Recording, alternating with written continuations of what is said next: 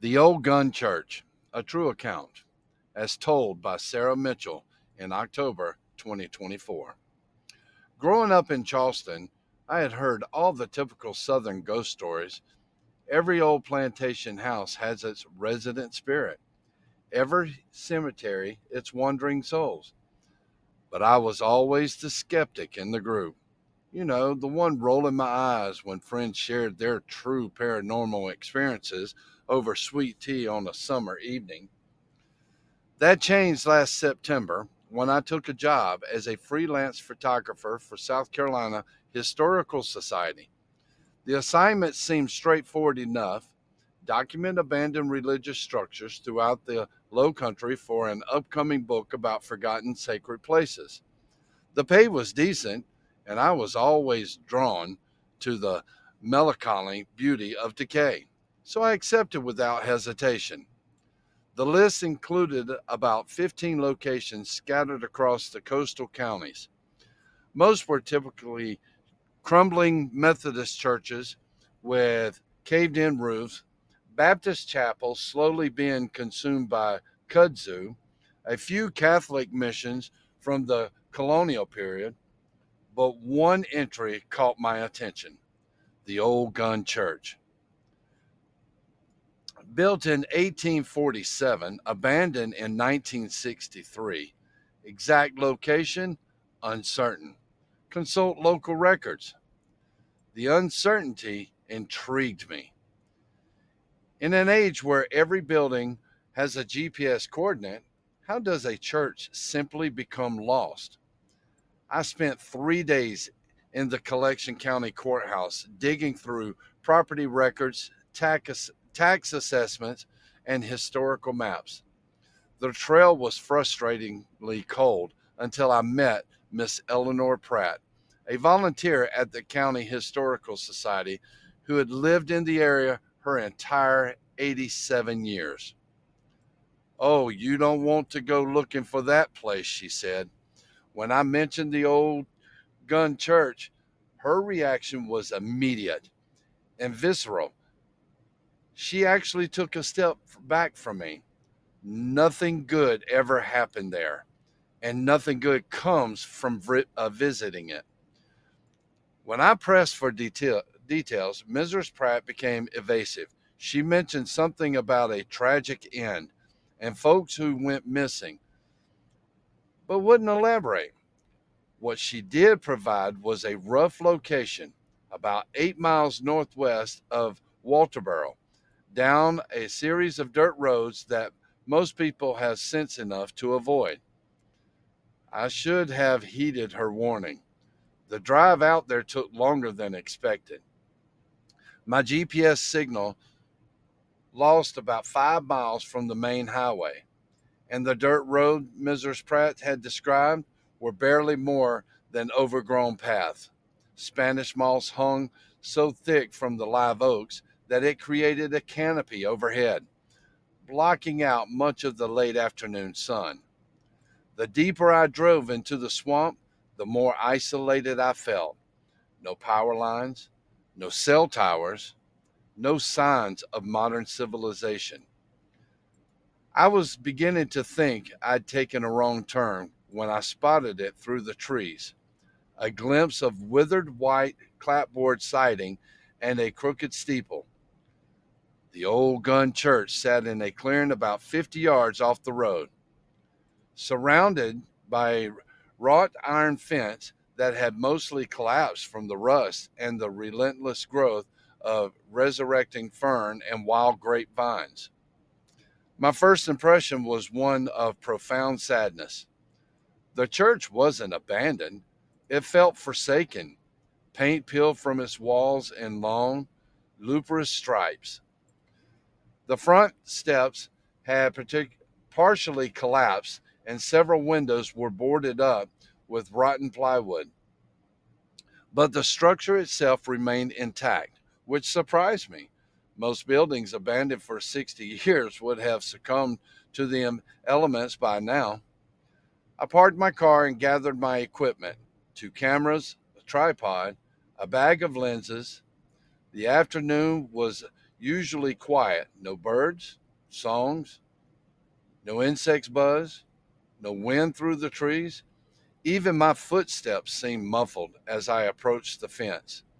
The gate had long since rusted off its hinges and lay half buried in the sandy soil.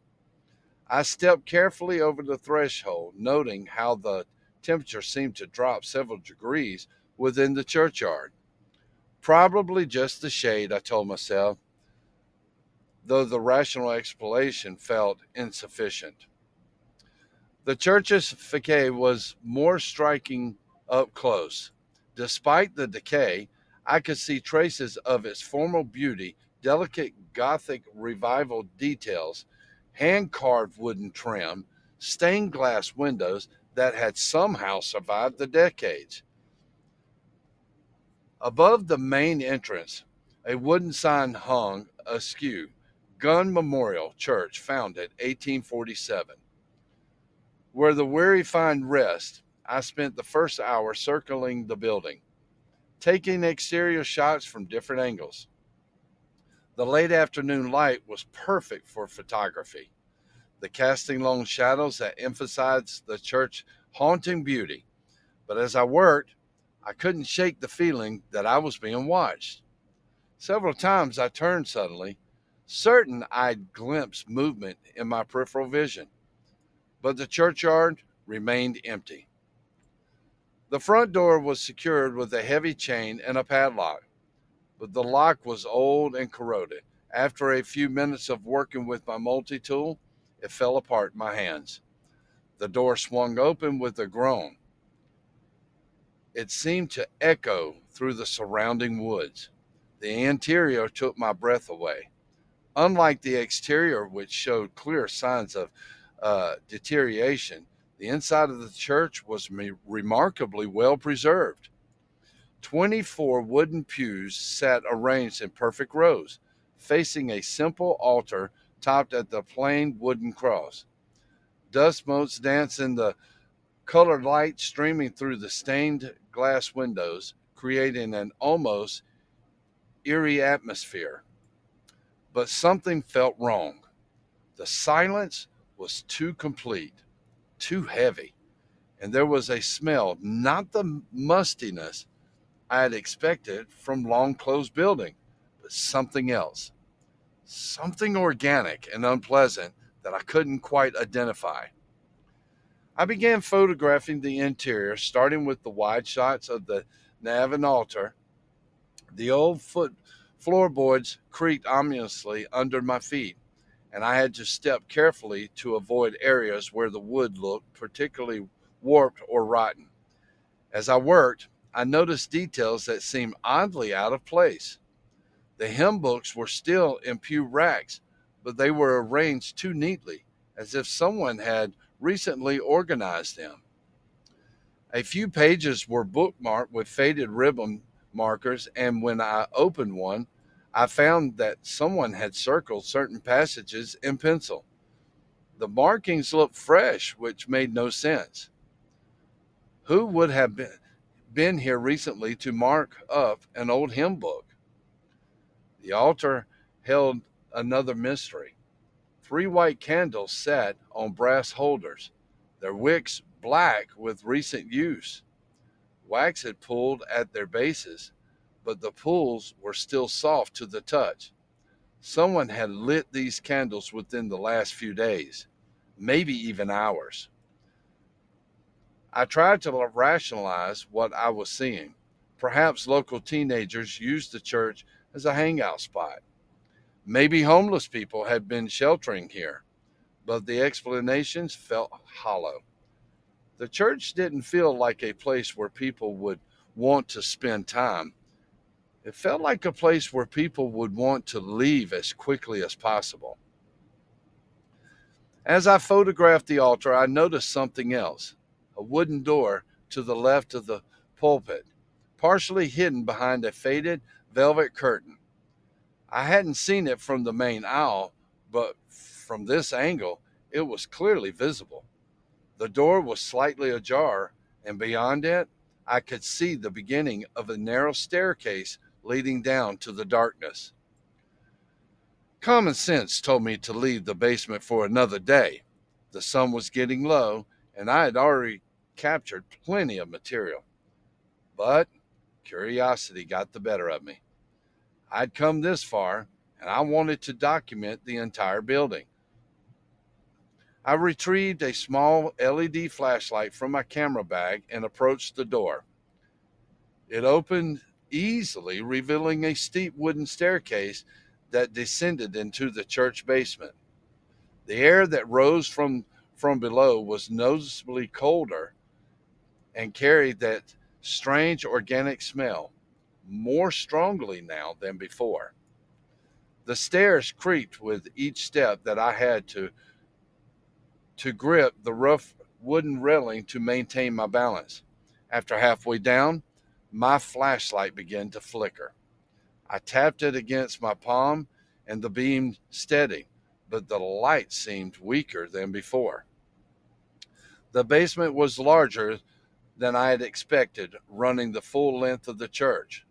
Stone walls rose to the low ceiling supported by thick wooden beams. The floor was packed earth, and the air was thick with humidity and that persistent, unpleasant odor. But what dominated the space was a collection of objects arranged throughout the basement. Dozens of wooden crates and cardboard boxes were stacked against the wall, their contents spilling out onto the floor. Old photographs, personal letters, children's toys, items of clothing, the deteriorates of many lives, all abandoned here in this underground chamber. I began photographing immediately, fascinated by this unexpected archive. Some of the photographs were quite old, dating back to the early 1900s based on the clothing and poses. Others were more recent color snapshots from the 1950s and 60s, showing families at picnics, children at birthday parties, couples at their weddings. But as I examined the photographs more closely, I began to notice something disturbing.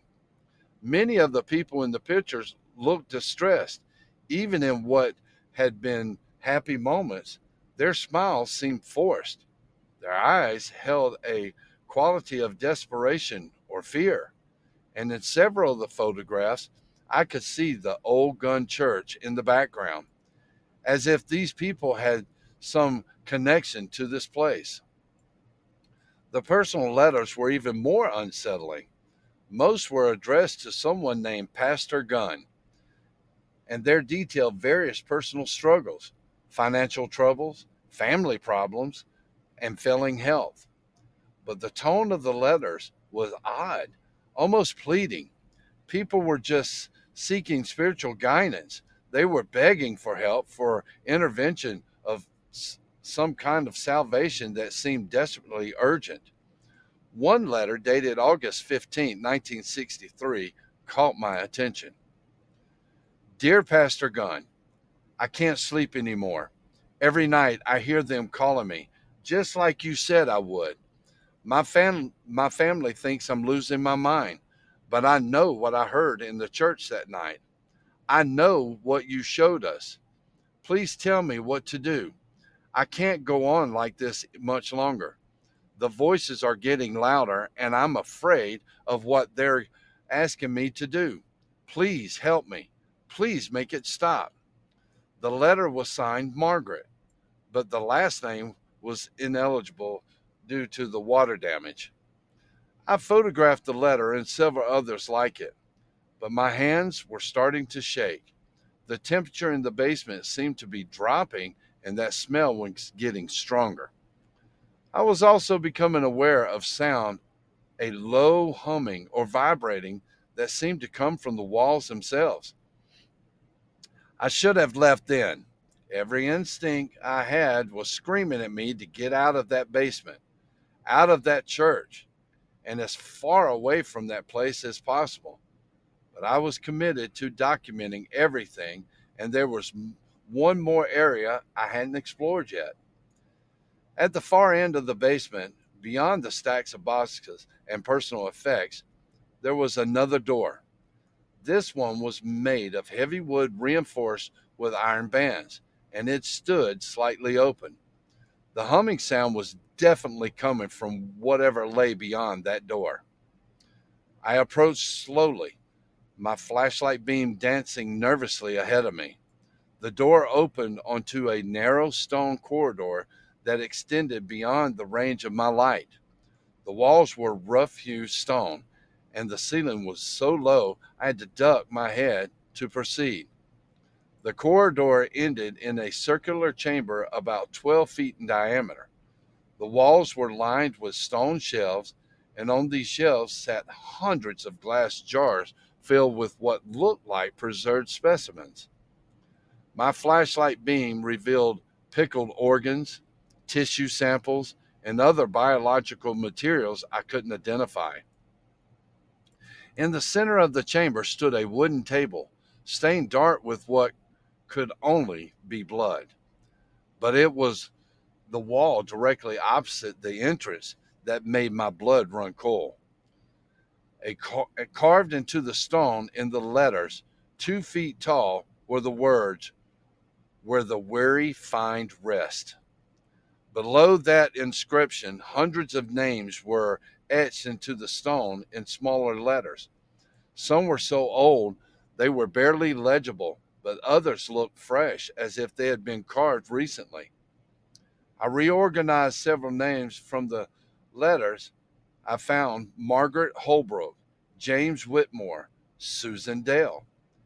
And at the very bottom of this list, carved in letters that looked like they had been completed just days ago, was a name that made my heart stop: Sarah Mitchell. My name, my full name, carved into that wall of dead. I stumbled backward, my flashlight beam wavering wildly. The humming sound was getting louder, and I could hear something else: new voices, dozens of voices, all calling out in desperation and pain. The sound seemed to come from the stone itself, as if the walls were alive with voices of the dead. I ran. I dropped my camera and ran through the corridor, up the stairs, through the church, and out into the dying daylight. But even as I fled, I could hear the voices following me, calling my name, pleading with me to come back, to join them in their eternal rest. I reached my car, fumbled with the keys, my hands shaking so badly I could barely start the engine. As I drove away, I glanced back at the church one final time. In the window of the bell tower, I saw a figure watching me, a tall man in dark clothing, his face hidden in shadows. He raised one hand in what might have been a wave or a gesture of farewell. I drove straight through the night, not stopping until I reached Charleston. I told no one about what I'd seen, what I'd experienced in that basement chamber. I tried to convince myself it had been a hallucination, a product of stress and imagination, but the photographs on my camera told a different story. The images I had taken of the exterior and main interior of the church came out perfectly, but every photograph I'd taken in the basement was corrupted: strange shadows, unexplained figures, and in several shots, what looked like faces in the darkness staring directly at the camera. And in the last photograph, the one I'd taken of the wall of names, my own name was clearly visible, carved into fresh stone. I submitted my exterior photographs to the Historical Society and told them the church was inaccessible due to structural damage.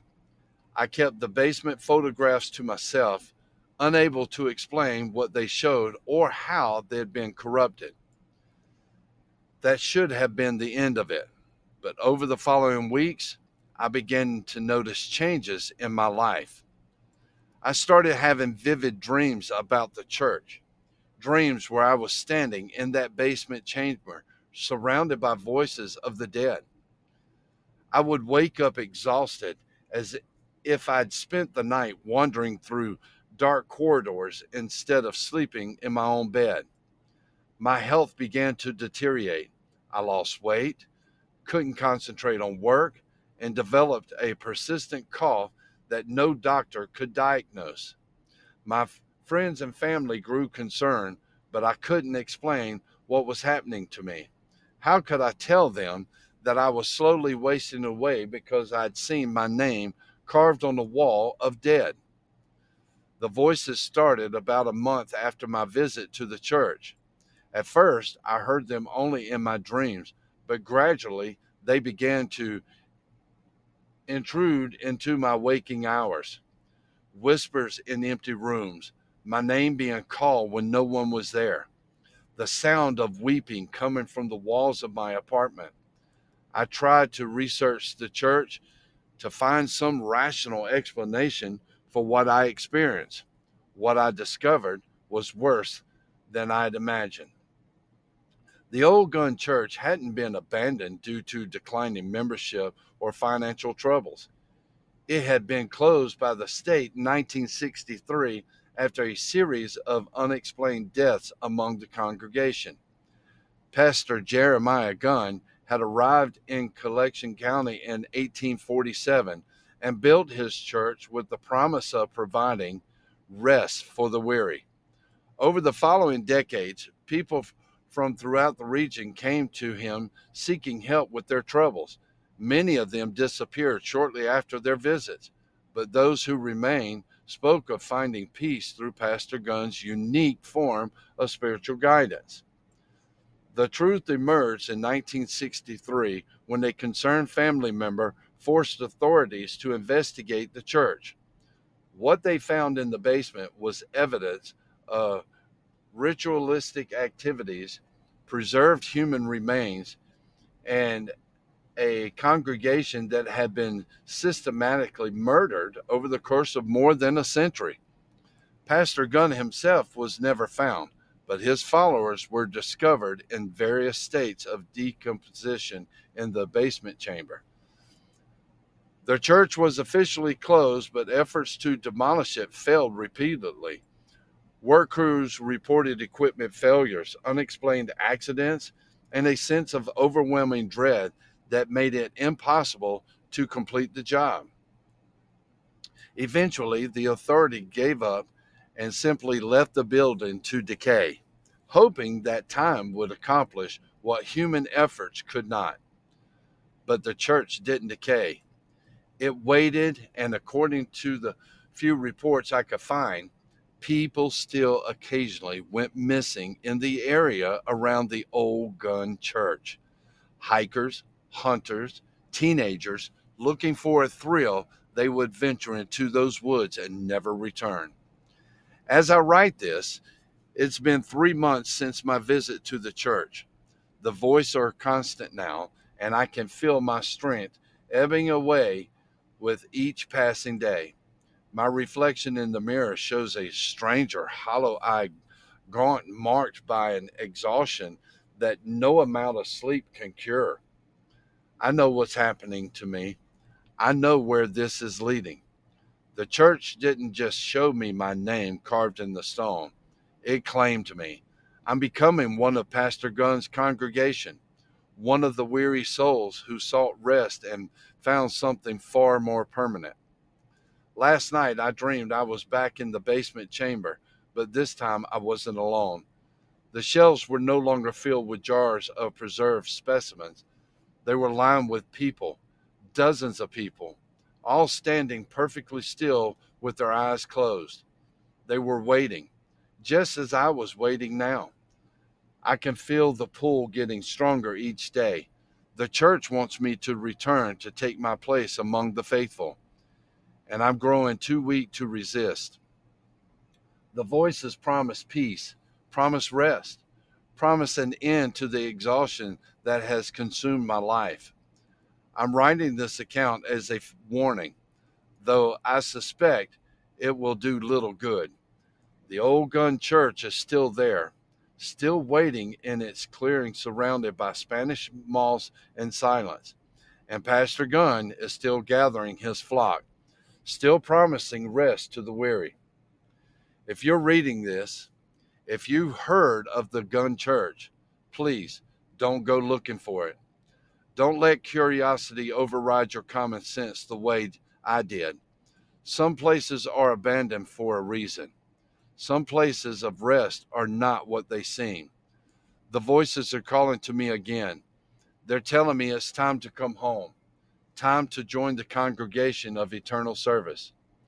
My name is already carved in stone, waiting for me to claim it. I think I understand now what Mrs. Pratt meant when she said nothing good comes from visiting that place. The Old Gunn Church doesn't just take your life, it takes your soul, your will, your very identity. It makes you part of something larger and more terrible than you could ever imagine. The sun is setting now, and I can see the dirt roads leading back to the church in my mind's eye.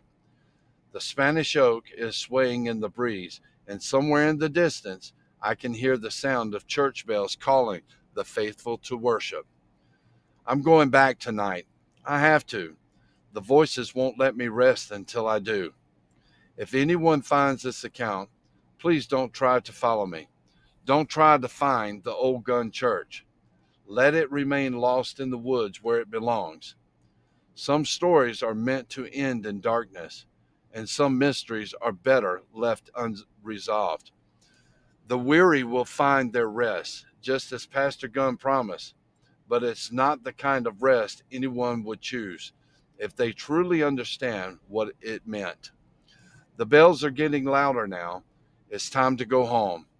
Sarah Mitchell's body was found 3 days later in her Charleston apartment.